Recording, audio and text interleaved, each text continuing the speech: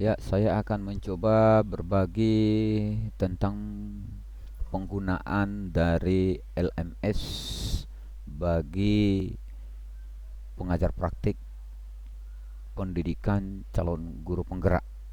Yang pertama, kita masuk dulu ke SIM PKB, Bapak Ibu, kita pilih nanti itu dari portal layanan, kita pilih kembali ke guru penggerak. Ini ada pilihannya. Silahkan masuk dengan akun yang kita miliki. Setelah kita masuk ke akun, nanti kita akan memilih diklat yang kita ikuti. Nah, di sini boleh memakai nomor UKG-nya, kemudian masukkan kata sandi. Boleh juga kita memakai akun belajar.id jika akun belajar.id-nya sudah ditautkan di dalam Google Chrome. Kebetulan saya sudah menautkan, maka saya coba untuk memakai akun belajar.id yang saya punya. Kemudian eh, setelah tampil itu akun kita SIM PKB, kebetulan tampilan saya berbeda. Ini saya akan pilih dulu yang angkatan 5. Ini kita pilih diklat PPGP-nya. Nah, kita pilih diklat PPGP-nya. Kemudian kita lihat instansi mana yang melaksanakan. Nah, kebetulan kita ada di BGP Provinsi Bengkulu, maka kita akan pilih. Selanjutnya kita pilih diklatku. Setelah kita pilih diklatku, kita akan pilih kembali. Itu ada 3 titik di diklat, daftar diklat. Kemudian klik tautan LMS-nya supaya kita masuk ke LMS yang sudah disediakan untuk dioperasikan PP itu sendiri. Nah, di sini kita lihat sudah nampak beberapa modul-modul ataupun aktivitas kegiatan selama pendidikan calon guru penggeraknya. Nah, di sini kita ada coba kita lihat di tugas dari PP itu mengcross check masing-masing CGP yang didampingi. Kita coba lihat dipakai modul 1. Dipakai modul 1 apa tugas dari PP tersebut. Di sini kita cross check apakah CGP tersebut sudah melakukan tes awal atau belum. Nah, di sini ada 2 menu atau tombol yang disediakan. Di sini PP mengklik tombol upaya untuk menampilkan seluruh CGP yang kita dampingi. Berapa orang kita PP di dalam LMS itu CGP yang ditampilkan. Kebetulan kami ada 2 orang yang menjadi PP di LMS ini. Nah, di sini ada 12 CGP yang ditampilkan. Sehingga di sini kita bisa melihat peserta-peserta yang sudah melakukan pretest. Nah, selanjutnya kita akan kembali ke paket modul, ya, ke paket modul. Di sini ada modul 1.1. Nah, di sini modul 1.1. Nah, di sini ada beberapa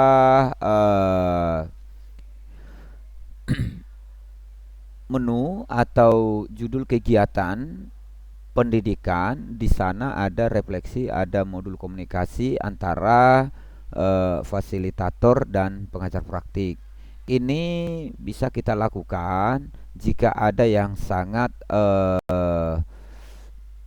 penting untuk kita komunikasikan dengan fasilitator. Nah, di sini bisa kita lihat penilaian kinerja. Penilaian kinerja ini dari instruktur. Nah, penilaian kinerja instruktur. Nah, di sini kita bisa membukanya dan bisa kita lihat jika apa namanya instruktur sudah melakukan tugasnya. Nanti ini apa namanya bisa kita isi di sini. Para PP, ibu bapak PP, di sini ada nampak tampilannya tersembunyi dari siswa. Jadi artinya para CGP tidak dapat melihat ini. Nah, yang dapat dilihat CGP ini ada beberapa menu yang bisa dilihat oleh CGP kita. Nah, begitu selanjutnya sampai ke modul 1.4. Nah, selanjutnya menu jurnal refleksi. Jurnal refleksi ini nanti akan diisi oleh CGP kita setiap mereka melakukan atau menyelesaikan modul-modul.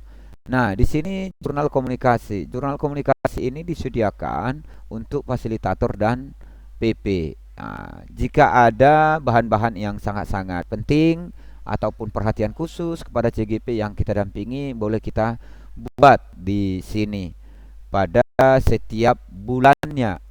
Kalau ada 10 komunikasi pada bulan ke-1 itu ditulis saja, nggak jadi masalah. Nah, selanjutnya kita akan lanjut ke lokakarya. Lokakarya ini adalah hak aksesnya ada di pengajar praktik. Nah, ini daftar hadir lokakarya pertama ini. Jadi artinya pada tanggal 16 Agustus kemarin kita ada melaksanakan lokakarya. Nah, di sini ada kita lihat lokakarya orientasi itu akan terlihat nanti di lokakarya orientasi. Ini di lokakarya orientasi kita lihat, kita langsung ke lokakarya orientasi saja. Nah, lokakarya orientasi di sini nanti ada apa namanya daftar hadir, ini harus diisi ini. Nah, bagaimana cara mengisinya? Tentu ini sangat mudah. Kita tinggal klik ini gambar play yang ada di sini. Nanti akan dimunculkan di sini. Nah, setelah muncul kita tinggal memilih apakah peserta tersebut hadir terlambat, tidak hadir. Nah, ini kita buat di sini. Nah, jika dia hadir terlambat, alasannya apa? Ini di sini bisa kita tulis. Nah, selanjutnya karena kita ada dua guru penggerak untuk saling mengingatkan, pengajar praktik untuk saling mengingatkan, kita lihat apakah rekan kita PGP tersebut sudah mengisi. Jika belum mengisi, boleh kita ingatkan. Selanjutnya di lokakarya orientasi masih ini kita buka itu apa-apa saja yang mau kita laporkan di sana. Nah, di sini bisa kita lihat perangkat pendukung, ya, dokumen pendukung pelaksanaan lokakarya orientasi tersebut. Di sini ada juga catatan hasil lokakarya. Di catatan lokakarya ini kita klik per orang nanti. Di sini ada kita klik posting blog baru atau new blog. Nah, di sini apa-apa saja. Kalau ada yang yang sangat-sangat sangat-sangat mengganggu ataupun merupakan kejadian-kejadian di dalam kegiatan lokakarya tersebut. Di sini bisa kita tuangkan. Yang pertama, ini ada 5 poin yang harus kita tuangkan di dalam ini. Nah, jadi judulnya apa? Judulnya eh, catatan kegiatan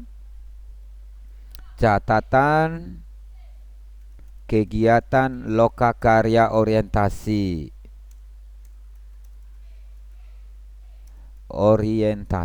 Nah, ini judulnya. Nah, supaya nanti para pengelola LMS kita ataupun penilai-penilai atau sudah waktunya nanti penarikan nilai, ini yang kita tulis ini bisa dengan baik ditarik. Nah, begitu. Nah, produk-produk yang dihasilkan apa-apa saja itu tentu lembar kerja LK yang sudah ada di dalam perangkat lokakarya tersebut. Bagaimana ketercapaian tujuan belajarnya? Apakah baik atau apakah berjalan dengan baik, atau ini bisa diatur ataupun didesain kata-kata ataupun kalimat yang bisa mewakili ketercapaian tujuan belajar tersebut. Kemudian kita buat kesimpulan. Kesimpulan itu bagaimana? Dari hasil kegiatan lokakarya orientasi, kita bisa tuangkan di sini sebagai kesimpulan. Selanjutnya, refleksi pembelajaran. Refleksinya apa?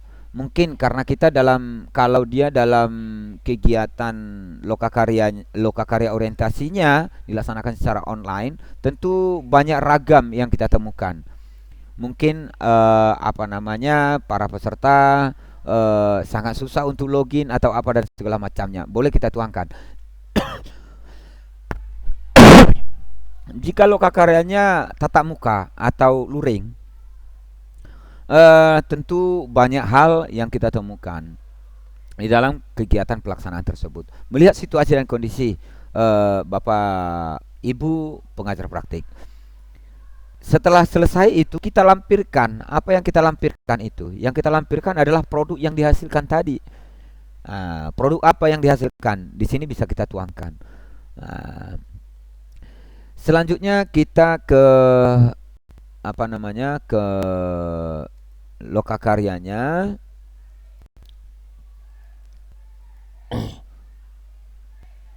Setelah kita lihat, kemudian ini masih tetap di lokakarya orientasi karena dasarnya adalah dari sini. Untuk loka-loka selanjutnya di sini. Setelah kita bisa atau sudah paham dengan ini di pengoperasian ataupun pengerjaan LMS ini, untuk loka-loka berikutnya pasti akan lebih mudah. Kemudian di sini unggah dokumentasi. Dokumentasi yang dimaksud di sana adalah ini. Ini kita lihat. Nah, ini produk yang dihasilkan. Ini yang perlu kita serahkan di sini. Kemudian daftar hadirnya, kemudian foto-foto kegiatan, kemudian laporan kegiatan. Bagaimana laporan kegiatan itu kita susun sebaik mungkin supaya tertata dengan baik. Kemudian tombol tambahkan penyerahan. Ini kita tekan supaya muncul itu menu-menu yang diinginkan. Nah, ini ada di sini. Ini. Nah, jadi perlu kita lihat maksimum itu 401 MB. Nah, ini jangan lebih dari sini. Kalau lebih dari sini tentu tidak akan terkirim atau tidak tertampung nantinya. Jika bisa diusahakan di bawah 400 supaya lebih memudahkan kita menyimpan daripada dokumen ataupun file-file yang kita kirimkan. Nah, selanjutnya ini di loka 1 tentu sama hasilnya, sama pekerjaannya di sini. Nah, di loka orientasi tadi saya lupa, di sini ada penilaian keaktifan. Nah, sama juga. Nanti ini di loka-loka berikutnya sama. Nah, ini jangan lupa grup yang terlihat di sini masih rekan saya PP yang ada di dalam grup ini. Nah, Yang kita pilih adalah sesuai dengan nama kita. Pastikan nama yang kita pilih adalah nama kita sendiri. Nah, ini disematkan daripada calon guru penggerak. Di sini bisa kita lihat nilainya, kita buat nilainya berapa. Ini di sini bisa kita lihat. Nah, nilainya berapa. Nilainya berapa? Nanti kita bisa buat di sini. Nah, ini kebetulan jaringan saya agak lambat nih. Nah,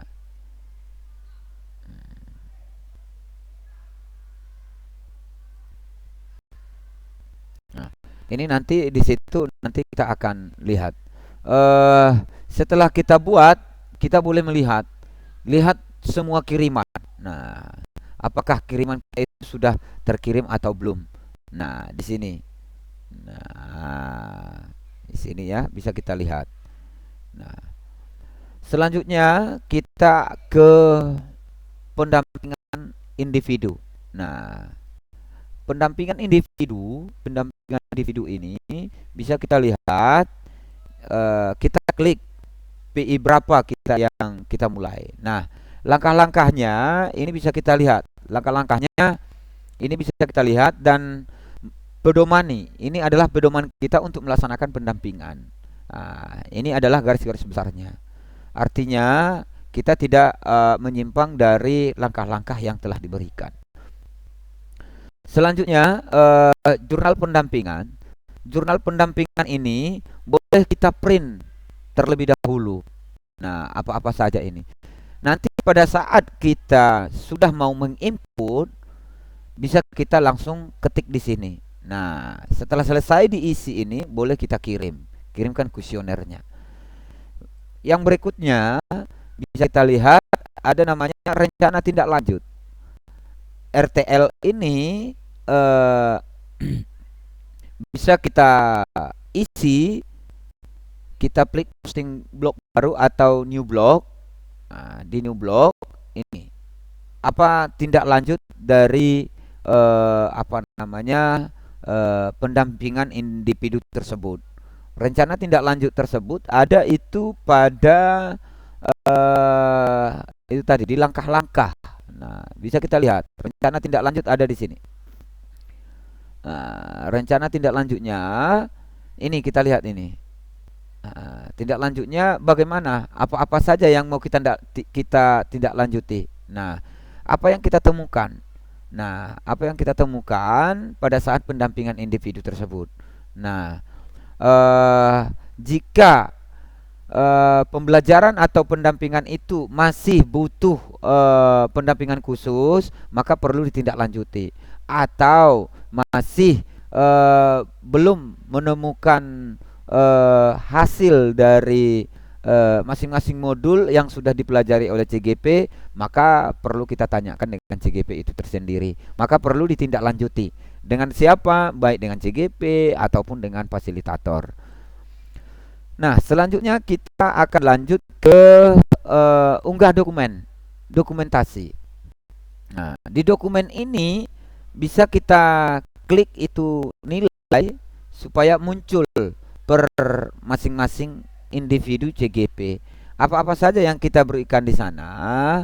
Ini tentu ada dokumentasi kegiatan kita. Dokumentasinya diusahakan itu hasil fotonya atau hasil dokumentasinya menunjukkan identitas dari dokumentasi tersebut. Identitas yang dimaksud di sana adalah tanggal pendampingannya, lokasi pendampingannya,